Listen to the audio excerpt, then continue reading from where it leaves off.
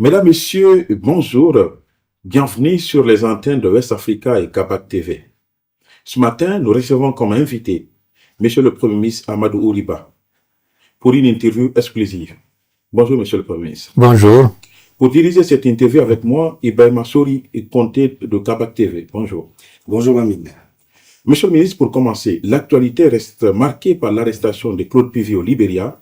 Selon le ministre de la Justice, il a été déjà extradé en Guinée pour purger sa peine. Quelles sont les circonstances de son arrestation? Qu'en est-il de son fils? Bon, pour le moment, laissons la justice faire son travail. Le moment venu, ce ministère, à travers le procureur général, s'exprimera sur la question pour informer l'opinion nationale et internationale sur les circonstances qui ont permis l'arrestation de M. Claude Pivi. Alors, Monsieur le ministre, au même moment, les médias d'État libériens annoncent aussi l'arrestation d'un certain Khalil Chérif, Ibrahim Khalil Chérif, j'arrive enfin, qui serait en lien avec l'ancien président, le professeur Alpha Condé, pour une tentative de déstabilisation de la Guinée. Et cette annonce intervient après votre sortie demandant qu'aucun pays ne serve de base, je veux dire, pour déstabiliser la Guinée. Est-ce qu'on peut dire que votre message a été entendu? Bon, pour le moment, laissons les enquêtes se poursuivre sans une interférence aucune. Mon intervention, à la suite d'une question, s'il s'avère que cela a une portée, parce que rien ne dit que c'est simplement dans ce pays qu'il pourrait y avoir des éléments qui sont postés en vue d'une déstabilisation de la Guinée. Ce que j'ai dit a une portée générale.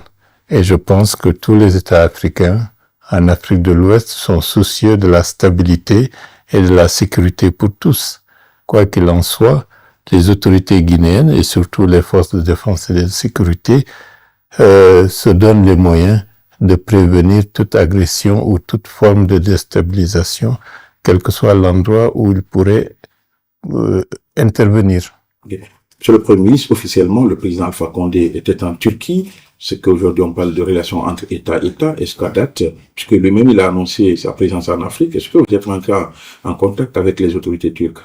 Vous savez, il y a une décision qui a été prise, que M. Alpha Condé est libre de ses mouvements à l'extérieur de la Guinée. Donc, pour le moment, nous n'avons pas de commentaires à faire sur ce sujet. Alors, l'autre actualité, Monsieur le Premier ministre, les autorités de la transition viennent de recaser les victimes des Kapororaï qui paient des Dimes. Elles vont désormais occuper une superficie de 258 hectares à Wonkifon, c'est dans Koya. Quel message les autorités ont voulu envoyer à travers ce geste? Mais c'est un geste d'une portée historique en République de Guinée. C'est une forme de réparation et de compensation en direction des victimes suite à des mesures qui ont été prises en 98 et en 2019. On connaît le traumatisme que la destruction de Kapororaï a induit jusqu'à, dans une large mesure, structurer le paysage politique et social de la capitale dans une logique de confrontation et une logique pour certains d'exclusion.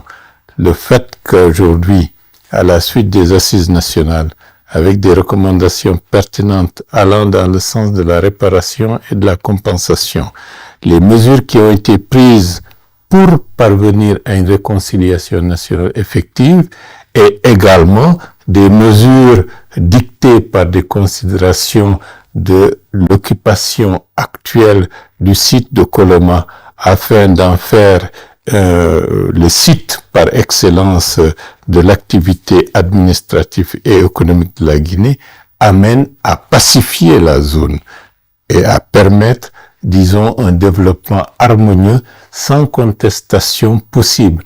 Tout cela a milité afin d'encourager et de permettre la mise en œuvre des recommandations des assises et de finaliser un processus qui avait commencé depuis 2008.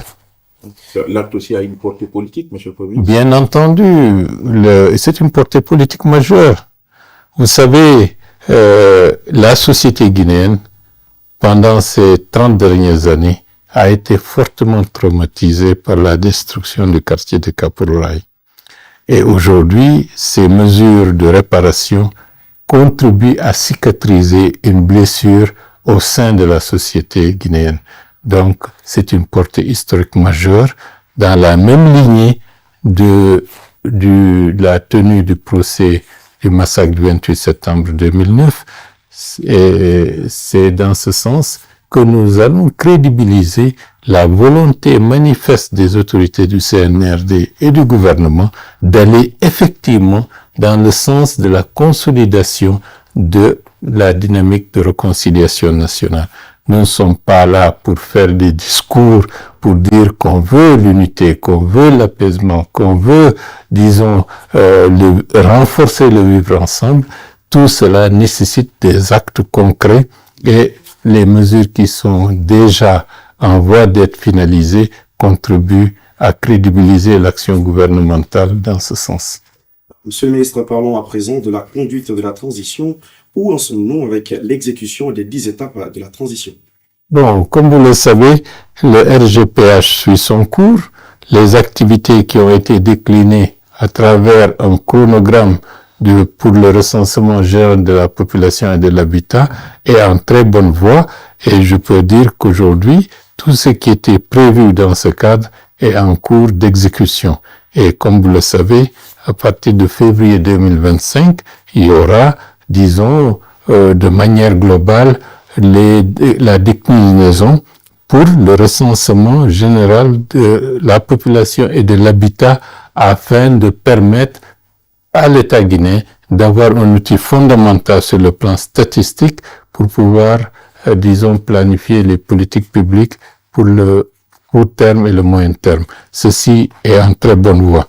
En ce qui concerne le RAVEC, c'est-à-dire le recensement administratif à vocation d'état civil, là aussi les activités suivent leur cours et comme vous le savez, le RAVEC a un ancrage au ministère de l'administration du territoire et une mission technique de la CEDEAO sera dans nos murs la semaine prochaine afin d'examiner le chemin parcouru et je pense qu'à l'issue de ce travail technique, il y aura une communication de la CEDEAO pour conforter nos autorités, c'est-à-dire l'action gouvernementale, à mettre en œuvre, disons, des politiques supplémentaires, notamment pour l'accélération de la mise en œuvre du RAVEC, parce que c'est du RAVEC que le fichier électoral pourra être extrait.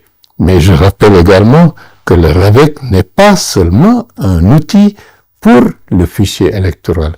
Le RAVEC, c'est la base fondamentale pour permettre à la gouvernance guinéenne de changer en profondeur, de nous permettre d'avoir une identification de chacun de nos compatriotes avec un numéro unique.